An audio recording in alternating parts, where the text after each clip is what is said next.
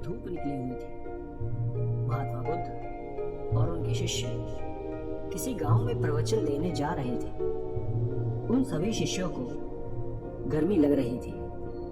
गर्मी से हाल बेहाल हो रखा था और वो सभी चलते चलते बहुत ही थक गए थे।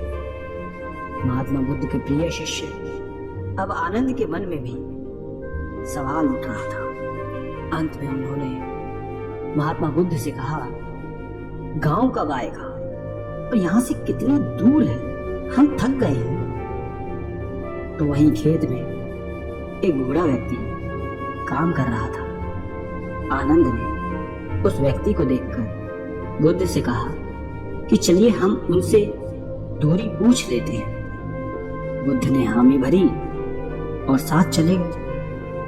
आनंद ने बूढ़े आदमी के पास जाकर पूछा कि यहाँ से आने वाला गांव अभी कितनी दूर है। बूढ़े व्यक्ति ने कहा कि यहाँ से वो गांव अब कुछ ही दूरी पर है, आप जल्दी पहुंच जाएंगे।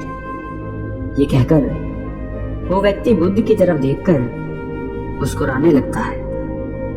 बुद्ध भी उस बूढ़े व्यक्ति को देखकर मुस्कुरा देते हैं। आनंद को ये समझ नहीं आया कि वो लोग क्यों मुस्कुरा रहे हैं, इसका कारण क्या है। मैंने भी ऐसी कोई बात नहीं की कि जो ये लोग मुस्कुराएं। आनंद के मन में ये सवाल अभी था ही कि वो लोग आगे निकल गए। आगे जाने के बाद जब फिर से गांव नहीं आया, तब आनंद के मन में फिर से ये सवाल आने लगा कि उस बुजुर्ग द्वारा बताए गए रास्ते के अनुसार अभी गांव आया नहीं। फिर रास्ते में आनंद को एक और महात्मा मिल गए। आनंद ने उन महात्मा से फिर वही सवाल पूछा कि आगे आने वाला गांव और कितना दूर है। महात्मा ने कहा कि ज्यादा दूर नहीं है, बस 2-4 किलोमीटर। ये सुनकर आनंद ने मन ही मन सोचा कि अब तो पहुंच ही जाएंगे, पास में ही है। और फिर तभी दोबारा से महात्मा बुद्ध रास्ते में मिले। महात्मा को देख थोड़ा सा मुस्कुरा देते हैं और महात्मा भी गौतम बुद्ध को देखकर थोड़ा मुस्कुराने लगे।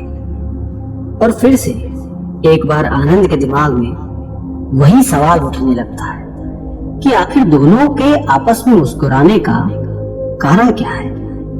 परंतु वो लोग आगे बढ़ने लगे। काफी आगे बढ़ने के बाद गांव नहीं आता है। अब आनंद ने एक बूढ़ी माता से फिर पूछा कि गांव कितनी दूर है। बूढ़ी माता ने कहा कि बस कुछ कदम दूरी शेष है, आप गांव पहुंच ही गए। और एक बार फिर से वो बूढ़ी औरत और बुद्ध एक दूसरे को देखकर मुस्कुराने लगे। आनंद ने फिर ये सब देखा, लेकिन वो उस समय कुछ ना कहकर आगे बढ़ गया। अब भी गांव आने में समय था। आनंद के सब्र का बांध अब टूटने लगा था। वो समझ नहीं पा रहा था कि हम गांव पहुंच क्यों नहीं पा रहे। वो रास्ते में रुक गया और कंधे पर रखे सामान को क्रोध में आकर फेंक देता है और अंत में महात्मा बुद्ध से कहता है कि वैसे तो आपने कहा है कि बेकार के प्रश्न नहीं करने चाहिए, लेकिन फिर भी मेरे मन में काफी देर से एक सवाल परेशान कर रहा है और मुझे खाए जा रहा है। कृपया कर आप मुझे उसका उत्तर दे दें। बुद्ध ने कहा कि पूछ, क्या पूछना। आनंद कहते हैं कि हम जिससे भी रास्ता पूछ रहे वो हमें बस थोड़ी दूर कहकर आगे बढ़ाए जा रहा है और आप कभी उन्हें देखकर मुस्कुराते हैं तो कभी उन्हें देखकर हंसते हैं और वो भी आपको देखकर हंसते हैं। इस चीज को कृपया मुझे समझाइए और ये भी बताइए कि कहीं हम गलत रास्ते पर तो नहीं चल रहे, तभी गांव ना आ रहा और इतना समय लग रहा है।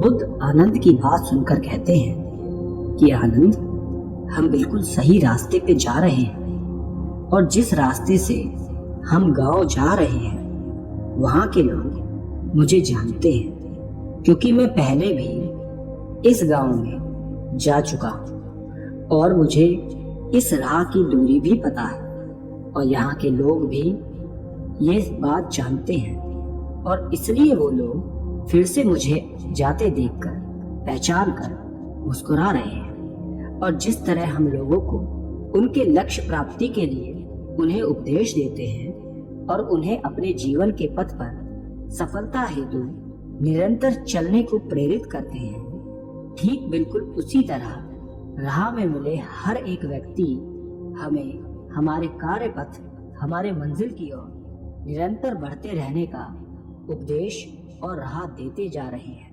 ताकि हम अपने मंजिल तक सही समय पर पहुंच सकें। बुद्ध की ये बात सुनकर आनंद मुस्कुरा उठे और सभी एक बार फिर से गांव की ओर निकल पड़े।